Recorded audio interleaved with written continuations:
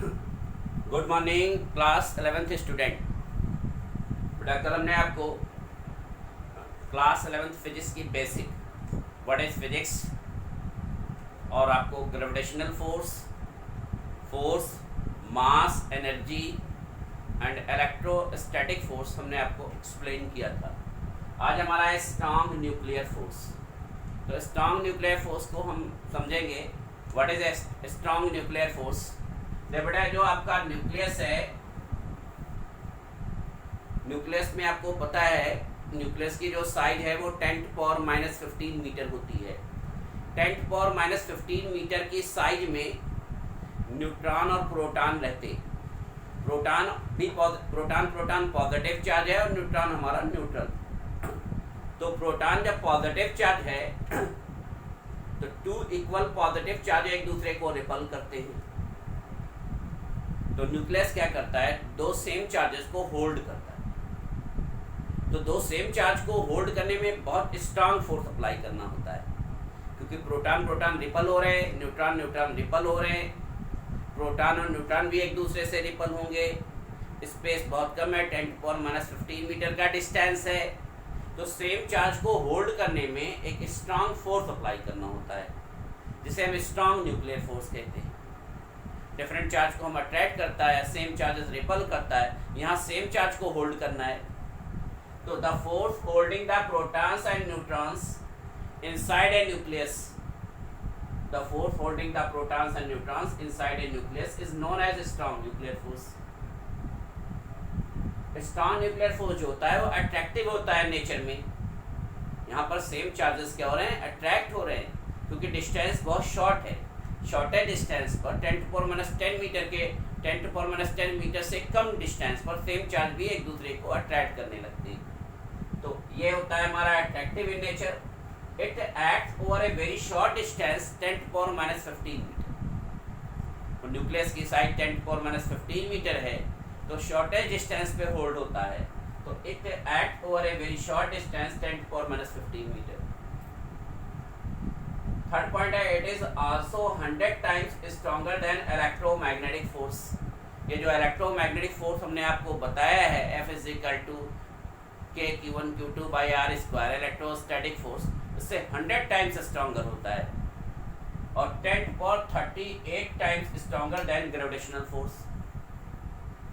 Gravitational force से 10⁻38 times stronger होता है। उसी तरह से हमारा weak nuclear force, the force between the elementary particles alpha, beta, gamma emitted during the radioactive decay and substance is known as weak nuclear force.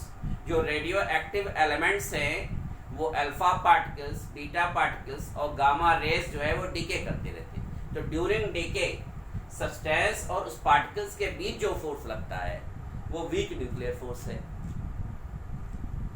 आपको chemistry में पढ़ा होगा आपने कि जो रेडियो एक्टिव एलिमेंट्स हैं वह अल्फा पार्टिकल्स और बीटा पार्टिकल्स और गामा रेज जो है वो रेडिएट करते हैं, डिके करते हैं। तो सब्सटेंस और इन पार्टिकल्स के बीच जो फोर्स लगता है वो हमारा वीक न्यूक्लियर फोर्स है। तो हमने आपको फोर्स के बारे में बता दिया, कौन कौन से फोर्स अप्लाई होते हैं। आपका जो है coulomb force, electrostatic force, F = kq1q2/r², और आपका जो है ग्रेविटेशनल फोर्स F = Gm1m2/r²। आपका स्ट्रॉन्ग न्यूक्लियर फोर्स है और आपका वीक न्यूक्लियर फोर्स। अब हम पढ़ेंगे law of conservation of energy. Law of conservation of energy.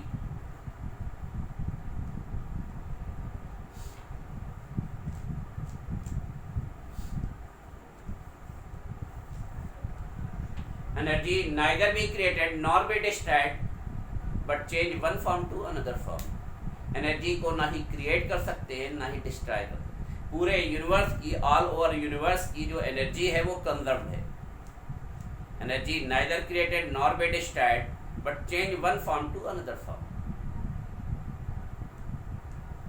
अब जैसे अर्थ पर जो एनर्जी का मेन सोर्स है वो सन है, सर न्यूक्लियर फ्यूजन करता है, उससे एनर्जी क्रिएट करता है, हाइड्रोजन आपका हीलियम न्यूक्लियस बनाता है और एनर्जी देता है। तो एनर्जी जो है हम ना ही क्रिएट कर सकते हैं ना ही डिस्ट्रैक्ट कर सकते हैं, but one form to another form convert कर सकते हैं। इसी तरह से हमारा मास एनर्जी इक्वेशन है, energy mass equivalence.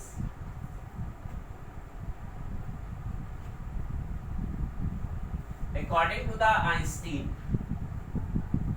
energy and mass interconvertible. According to the Einstein, energy and mass interconvertible. मास को एनर्जी में, एनर्जी को मास में कन्वर्ट कर सकते हैं। अपनी बाइक में, अपनी कार में फ्यूल डलवाते हैं 200-500 का, 2 लीटर 4 लीटर, तो उसका एक पार्टिकुलर मास होता है, फिर वो बर्न करता है और बर्न करता है एनर्जी में कन्वर्ट हो जाता है। तो मास क्या हुआ, एनर्जी में कन्वर्ट हो गया। तो मास एनर्जी एक दूसरे के इंटर कन्वर्टेबल होते हैं। वो फ्यूल आपने 2 लीटर बाइक में फिल कराया, फिर आप 100 किलोमीटर का डिस्टेंस बाइक से ट्रेवल किया, फिर आप देखते हैं कि आपके पास एक बूंद भी पेट्रोल नहीं बची, तो वो पूरा का पूरा पेट्रोल जो एज ए मास के टर्म में था वो एनर्जी के फॉर्म में कन्वर्ट हो जाता है और वो एनर्जी आप यूटिलाइज करते हैं। वो इंजन क्या करता है, वो उसी एनर्जी से आगे मूव करता है, इंजन आपकी बाइक को मूव करता है। ये तो मास का एनर्जी में कन्वर्जन का एग्जांपल हो गया। और एनर्जी मास में कन्वर्ट होती है, जैसे हमारा जो प्लांट है उसका जो लीव्स है उसमें क्लोरोफिल होता है। क्लोरोफिल सनलाइट के प्रेजेंस में कार्बन डाइऑक्साइड लेता है एटमॉस्फेयर से और नीचे सॉइल से नमी लेता है, H2O लेता है। तो H2O CO2 in the presence of sunlight, chlorophyll क्या करता है, फोटोसिंथेसिस का रिएक्शन करता है, बायो में आपने पढ़ा होगा। तो वो CO2 और वो H2O और वो आपका जो है क्लोरोफिल और सनलाइट के प्रेजेंस में ग्लूकोज बनता है, हमारे लिए फूड प्रिपेयर करता है ग्लूकोज के फॉर्म में, कार्बोहाइड्रेट के फॉर्म में, प्रोटीन्स के फॉर्म में।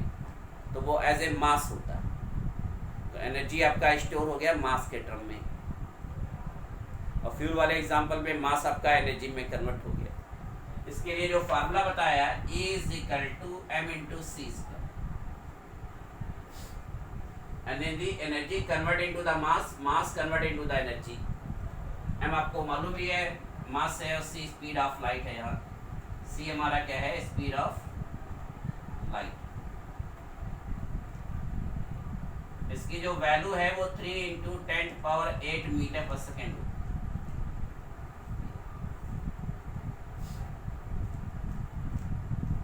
इस चैप्टर में बेटा फिजिकल वर्ड में इतना इंट्रोडक्शन था। ये इंट्रोडक्शन चैप्टर है फिजिकल वर्ड, इससे न्यूमेरिकल्स वगैरह नहीं है। और इसमें एक चार्ट है, उसमें कुछ साइंटिस्ट के नेम्स हैं, उनका इन्वेंशन है कि उन्होंने क्या इन्वेंट किया है। वो एक चार्ट है, उसमें नेम होगा साइंटिस्ट का, फिर उनका जो है कंट्रीब्यूशन, इन्वेंशन, इन्वेंटर कौन, इस पर उन्हें रिसर्च किया, किस कंट्री के हैं। वो चार्ट हम आपको PDF में भेज देंगे। तो ये आपका फिजिकल वर्ड जो चैप्टर है, चैप्टर 1 फिजिकल वर्ड पार्ट जो है वो आपका फिनिश हो जाएगा। फिर इसके बाद हम लोग unit measurement and error analysis पढ़ेंगे। तो ये जितने टॉपिक आपको समझाए गए हैं, जो साइंटिस्ट के नेम का हम चार्ट भेजेंगे, वो आप क्लास पर कॉपी पे राइट कर लेंगे, इसको एक बार रिवाइज कर लेंगे। Thank you.